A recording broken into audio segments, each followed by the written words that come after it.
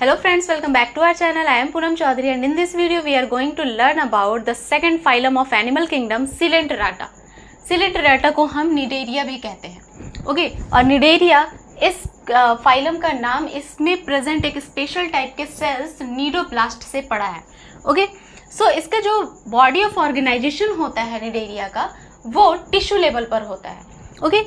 Radial symmetry होते हैं, ये राउंड शेप में होते हैं और डिप्लोब्लास्टिक एंड एसिलोमेट होते हैं। क्योंकि ये टिश्यू लेवल पर हैं तो ये डिप्लोब्लास्टिक होते हैं, मीन्स इसमें दो जर्म लेयर्स पाए जाते हैं, इक्टोडर्म एंड इंडोडर्म। एसिलोमेट होते हैं, बॉडी कैविटी नहीं पाई जाती।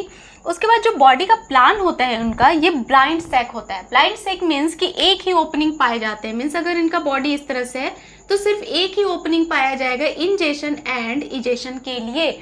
उसके बाद मोस्टली मराइन होते हैं, ये mostly means few fresh water में भी पाए जाते हैं। फ्रेश वाटर में पाए जाने वाले कुछ है जैसे कि हाइड्रा, मराइन में पाए जाते हैं, उसमें जेलीफिश आते हैं आपके जिनको ऑरेलिया कहते हैं, और भी बहुत सारे होते हैं।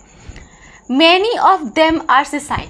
सिसाइल मीन्स जो एक ही जगह पर रहते हैं, फिक्स्ड होते हैं, जो मूव नहीं कर सकते। फॉर एग्जाम्पल कोराल्स जो होते हैं वो एक ही जगह पर फिक्स्ड होते हैं, वो पत्थर की तरह हो जाते हैं क्योंकि उनका बॉडी कैल्शियम कार्बोनेट का बना होता है। वो कहीं भी मूव नहीं कर सकते, उनके बॉडी के पार्ट्स सिर्फ मूव कर सकते हैं बट वो मूव नहीं कर सकते, इसीलिए उन्हें हम कहते हैं sessile. A few are free floating, but कुछ जो होते हैं वो फ्री फ्लोटिंग भी होते हैं, जैसे कि आपका ऑरेलिया जिसे हम कहते हैं अम्ब्रेला फिश, ओके। तो ये फ्री फ्लोटिंग होते हैं, मीन्स पानी में इधर उधर फ्लोट कर सकते हैं। डाइजेशन की अगर हम बात करें तो इनमें both intracellular and extra cellular, means कि ये सेल के अंदर भी इनका डाइजेशन होता है। बहुत सारे ऑर्गेनिज्म इस फाइलम में ऐसे हैं जिनके बॉडी के अंदर सेल के अंदर डाइजेशन का प्रोसेस होता है, और सम ऑर्गेनिज्म ऐसे हैं जिनमें कि एक्स्ट्रा सेल्युलर मीन्स कि सेल के बाहर डाइजेशन का प्रोसेस होता है। तो दोनों तरह के डाइजेशन देखे जाते हैं इनमें। They have a special type of cell cnidoblast. इन जो सिलेंटराटा जो होते हैं इनके अंदर एक स्पेशल टाइप का सेल पाया जाता है नीडोब्लास्ट, और इसी के नाम पर इनका नाम पड़ा है निडेरिया।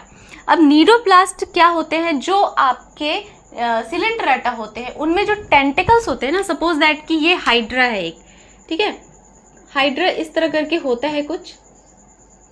अब इनके जो टेंटिकल्स है हाइड्रा का, ये जो ओपनिंग प्रेजेंट होता है ना, क्योंकि हमने बात किया कि इनका बॉडी जो होता है वो ब्लाइंड सैक होता है, एक ही ओपनिंग पाया जाता है, तो हाइड्रा में ये जो ओपनिंग होता है इसे हम कहते हैं हाइपोस्टोम, ओके। अब ये जो टेंटिकल्स पाए जाते हैं ना, जिनसे वो फूड को कैप्चर करते हैं, अपने प्रेडेटर से बचते हैं, तो इन टेंटिकल्स के ऊपर ही ये नीडोब्लास्ट सेल जो है वो पाया जाता है।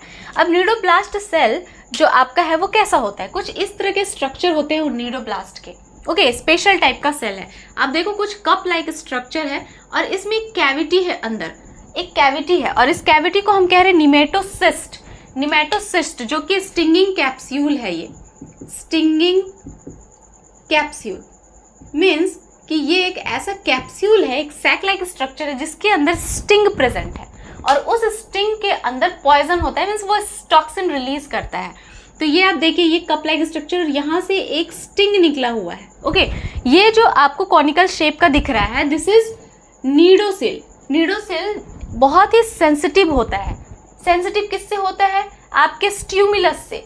उसके सराउंडिंग में कुछ चेंजेस आते हैं, अगर कोई प्रीडेटर आ रहा है तो वो अपने डिफेंस के लिए इसे यूज करता है, वो एक्साइटेड हो जाता है, सेंसिटिव है, अपने प्रीडेटर्स को देख के वो सेंसिटिव है, वो एक्साइटेड हो जाता है, और फिर ये ओपरकुलम जो दिख रहा है, ये जो कैप लाइक स्ट्रक्चर, ये ओपन हो जाता है इस तरह से, और ओपन होने के बाद ये जो स्टिंग अंदर प्रेजेंट है वो स्टिंग बाहर आ जाते हैं, और इस स्टिंग से निकलता है आपका टॉक्सिन, और वो टॉक्सिन फिर इसके प्रेडेटर को किल कर देता है। या फिर कोई प्रे आया है, इसका फूड आया है, तो भी ये क्या हो जाएगा, ये जो आपका नीडोसिल है वो एक्साइटेड हो जाएगा क्योंकि ये सेंसिटिव है, और इस स्टिंग को ये बाहर कर देंगे, और इस स्टिंग के थ्रू वो अपने प्रे को कैप्चर कर लेंगे। और एंकरेज में भी ये काम करता है। तो ये जो सेल है ये एंकरेज में काम करता है, डिफेंस में काम करता है, ऑफेंस में काम करता है। तो इसका फंक्शन क्या हो गया, एंकरेज, डिफेंस, ऑफेंस, ओके। अब यहाँ पर थ्रेड ट्यूब, ये थ्रेड ट्यूब है, और ये क्या रिलीज करता है, टॉक्सिन रिलीज करता है। ये क्योंकि ये एक सेल है तो ये जो पार्ट है ये पूरा इसका साइटोप्लाज्म है, ये न्यूक्लियस है, तो इस तरह के कुछ इसके स्ट्रक्चर पाए जाते हैं। अब अगर हम स्केलेटन की बात करें तो जो आपका सिलेंट्रेटा होता है उसका स्केलेटन कैल्शियम कार्बोनेट का बना होता है। ओके, इसका एग्जांपल है आपका कोराल्स।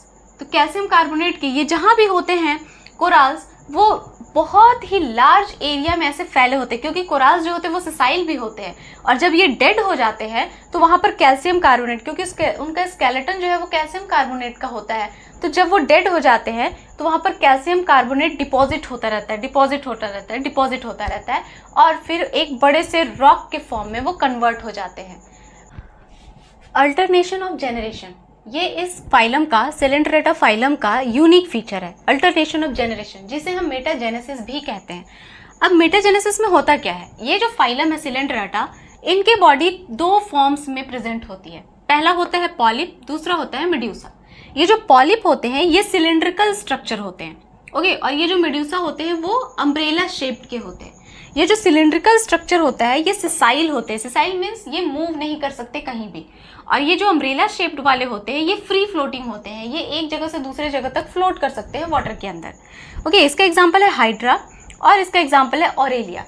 ओके, अब ये जो आपका पॉलिप है और ये जो मेड्यूसा है, अब इनमें रिप्रोडक्शन कैसा होता है, ये सिलेंट्रेटा जो फाइलम है आपका, इनमें रिप्रोडक्शन दोनों टाइप के होते हैं, असेक्सुअल भी और सेक्सुअल भी। जैसे ये पॉलिप है तो ये असेक्सुअली रिप्रोड्यूस करता है, और ये जो मेड्यूसा है ये सेक्सुअली रिप्रोड्यूस करता है। तो ये जो पॉलिप है ये असेक्सुअली रिप्रोड्यूस करके मेड्यूसा भी फॉर्म कर सकते हैं, और ये जो मेड्यूसा है ये सेक्सुअली रिप्रोड्यूस करके आपके पॉलिप को भी फॉर्म कर सकते हैं। तो कुछ इस तरह का यूनिक फीचर है, मीन्स एक बॉडी फॉर्म दूसरे बॉडी फॉर्म को प्रोड्यूस कर सकता है, और इसी फेनोमेनन को हम कहते हैं मेटाजेनेसिस या फिर अल्टरनेशन ऑफ जेनरेशन। मीन्स कि पॉलिप असेक्सुअली रिप्रोड्यूस करेगा और मेड्यूसा बनाएगा, मेड्यूसा सेक्सुअली रिप्रोड्यूस करेगा और पॉलिप बनाएगा, और इस फेनोमेनन को हम कहेंगे मेटाजेनेसिस, और ये यूनिक फीचर इसी फाइलम में पाया जाता है। उसके बाद कुछ जो निडेरियंस होते हैं वो दोनों बॉडी फॉर्म में पाए जाते हैं, मीन्स कि वो मेड्यूसा के फॉर्म में भी पाए जाएंगे और पॉलिप के भी फॉर्म में पाए जाते हैं, और उनका एग्जाम्पल है ओबेलिया फैसेलिया। ओके, और ये जो फिनोमेनन है मीन्स कि अगर कोई ऑर्गेनिज्म दोनों तरह के बॉडी फॉर्म को शो कर रहा है तो उस फिनोमेनन को हम कहते हैं पॉलीमॉर्फिज्म। तो ये कुछ जनरल कैरेक्टरिस्टिक थे आपके सिलेंट्रेटा और निडेरिया के बारे में। I hope this video found helpful to you. If you like the video, then hit the like button and do subscribe my channel. मिलते हैं नेक्स्ट वीडियो में, तब तक के लिए bye bye and take care.